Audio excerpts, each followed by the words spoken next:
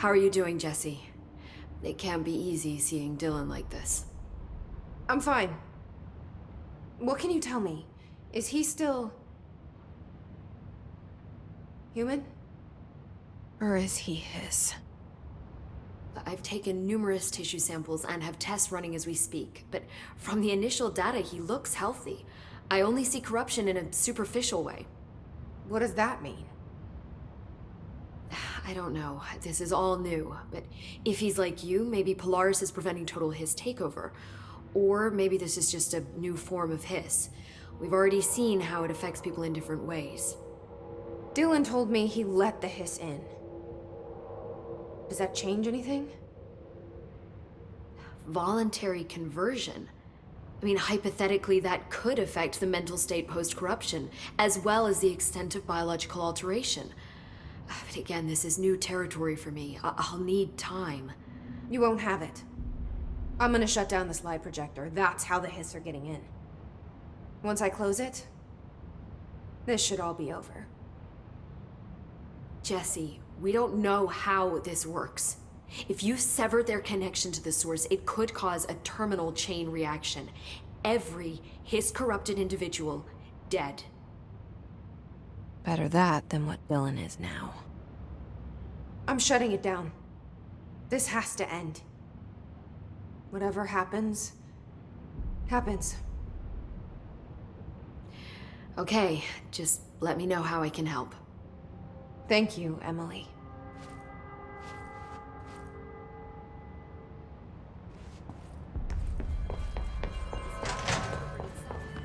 They're endangering us by bringing a hiss.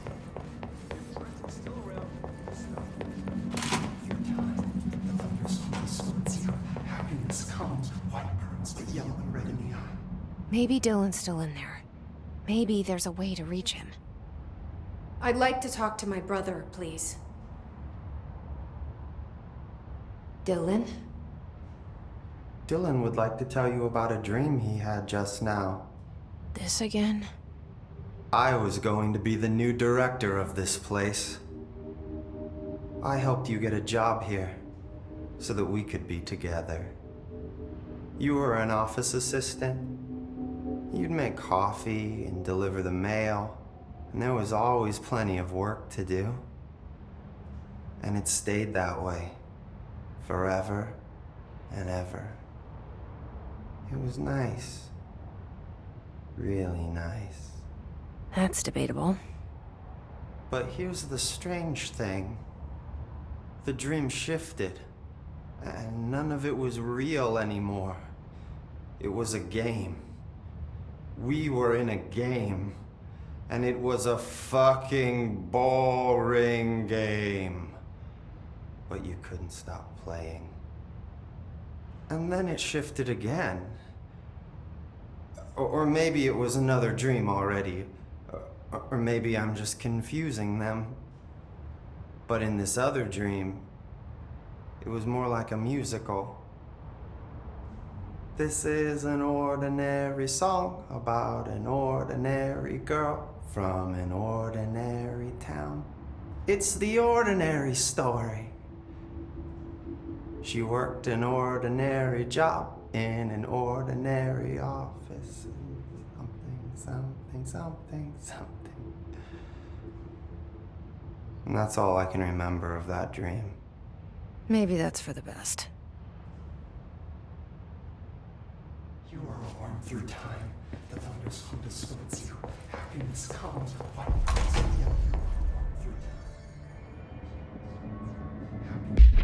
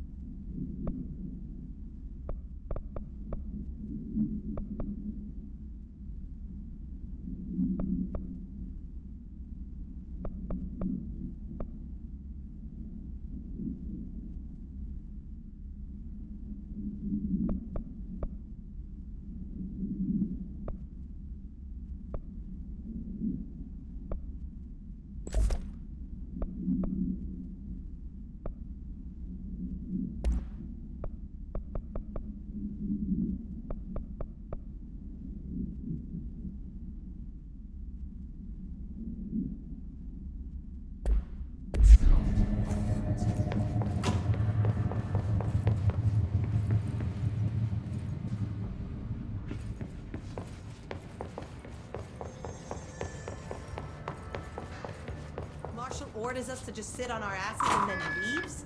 What's the deal? She must have her reasons. She's probably out doing some reading. Then she should have taken us with her.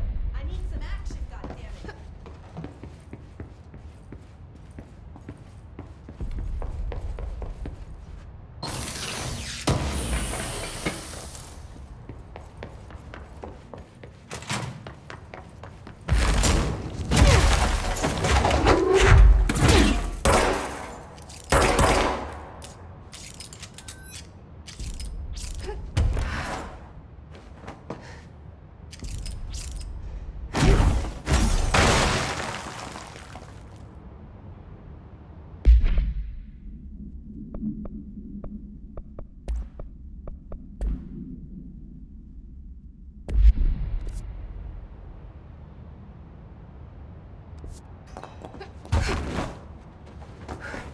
Did you see that hiss they marched through here?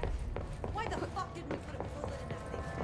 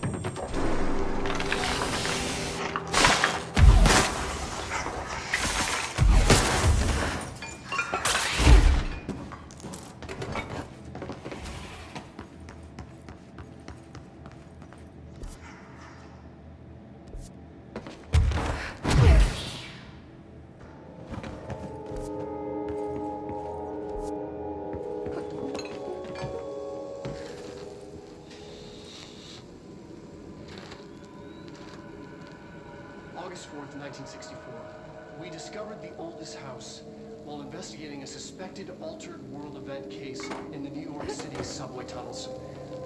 The agents found their way up into the building. Once we became aware of it, it was there. For the rest of the population, it was hiding in plain sight, a slippery blind spot, seemingly discouraging observation.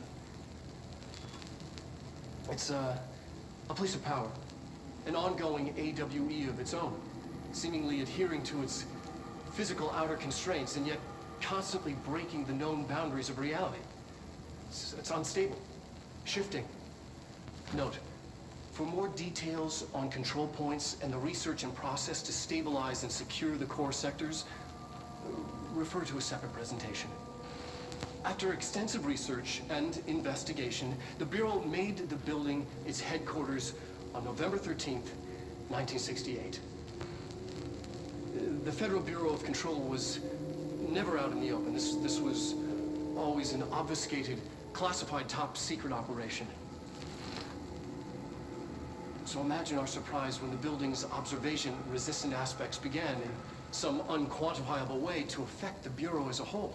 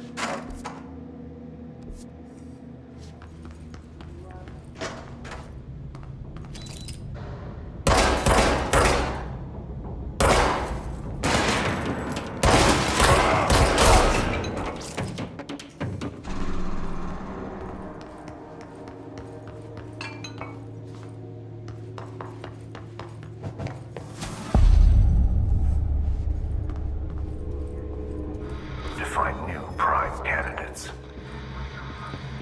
The Bureau needs a director. Our future. P6 and P7. Get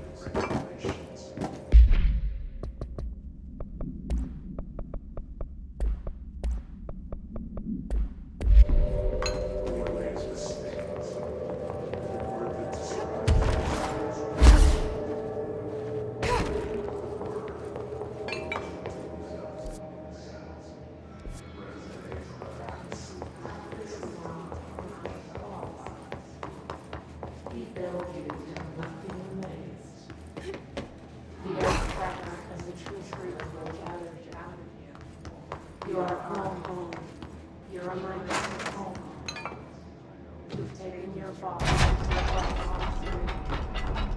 All hair rarities. Under the instruction you must want these ways to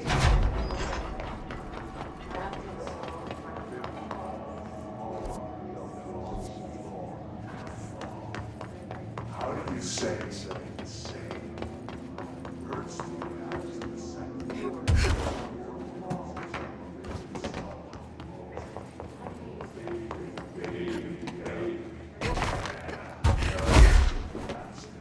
So, say the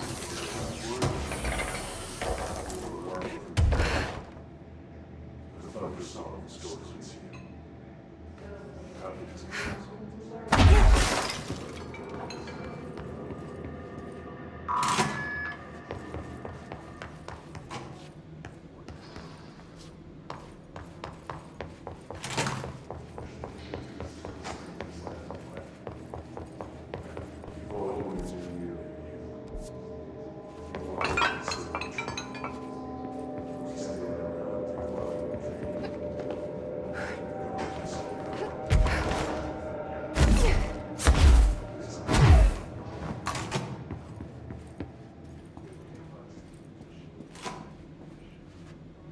Stepping to the FBC, there's lots to do, there's lots to read, but don't touch and don't scream much. Let's join the Threshold Kids. Let's join the Threshold Kids.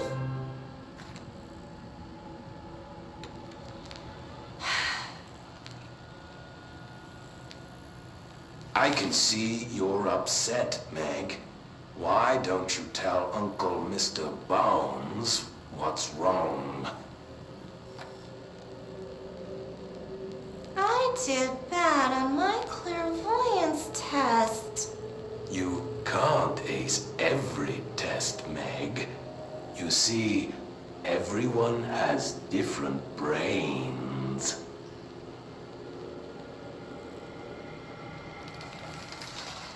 Some brains can talk to each other. We call this ESP. ESP? Some brains can lift objects like a baseball. Talk about a fly ball, eh, Meg?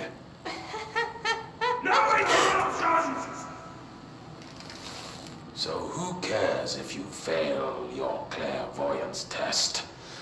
Maybe your brain can throw baseballs, or talk to dead people, or make friends blind. Once we know what your brains can do, we'll know what job to give you. And if your brains are just right, you'll get to sit in the big chair.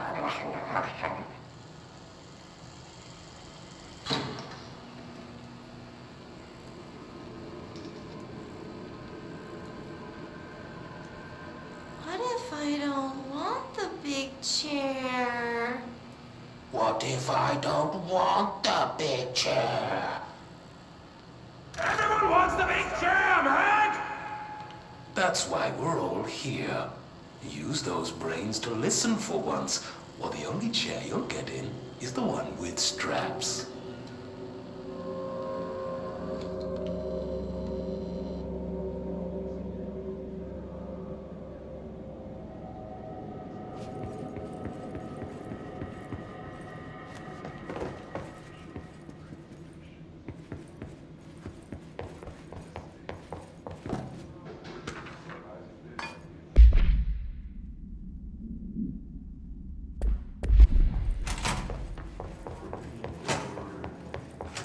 I wish things had gone differently in Ordinary for us. But wishing won't change things. Ordinary. Finding the projector will. So much coming together in this one case.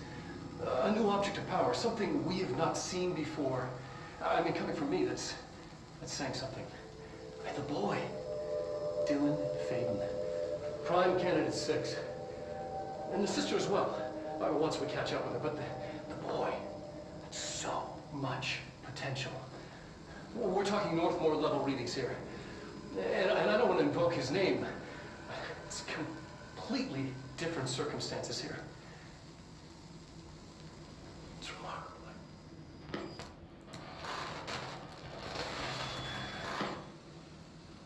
There was an incident. Yes.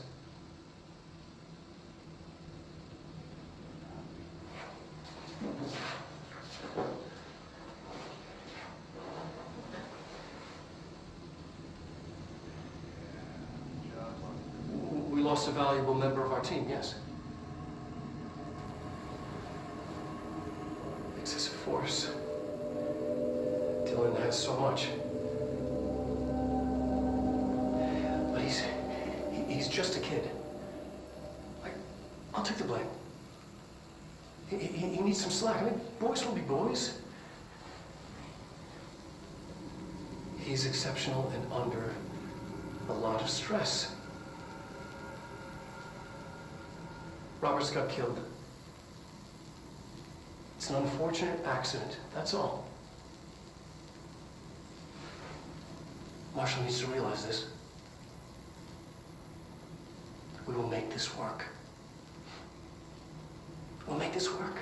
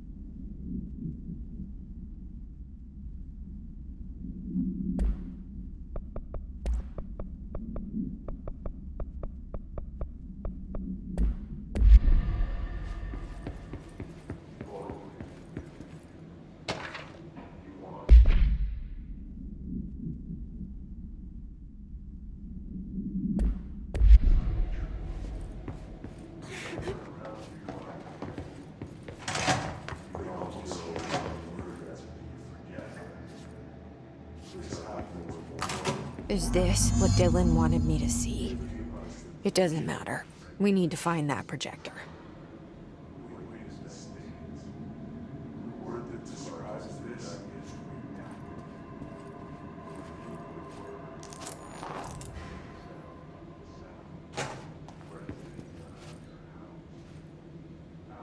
All the times I felt paranoid, I was right. The Bureau could have given me the answers, but they just stood by and watched me.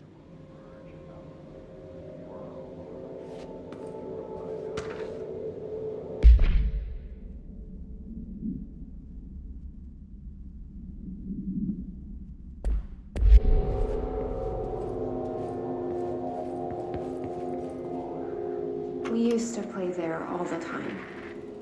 Me and Dylan, and other kids as well. We loved it. This time, I remember, was different. We found a way in, deeper into it, like it had shifted. We went inside, and that's where we found this light projector. A dump is a place for lost things. Things that have been thrown away. Did you ever feel that way when you were growing up, Jesse? What? No. Yes, but that has nothing to do with... Was there a slide projector at your home when you were small? No. Those were before your time, I suppose. But your family did look at photos together, maybe. In one form or the other? Maybe. When was this? Can you remember? At parties? Barbecues? How did it make you feel? Did your parents ever show pictures that embarrassed you? Was alcohol ever involved at these parties? Did your parents drink? Did that make you uncomfortable? No, that's just stupid. Come on. That has nothing to do with this. Nothing. This light projector, let me ask you this. As a child, did you ever fantasize about worlds inside pictures? Inside a painting? You know, stepping into a painting, into a hidden world, escaping and finding adventure there, away from your parents. I don't think so. I don't remember. Maybe. I don't know.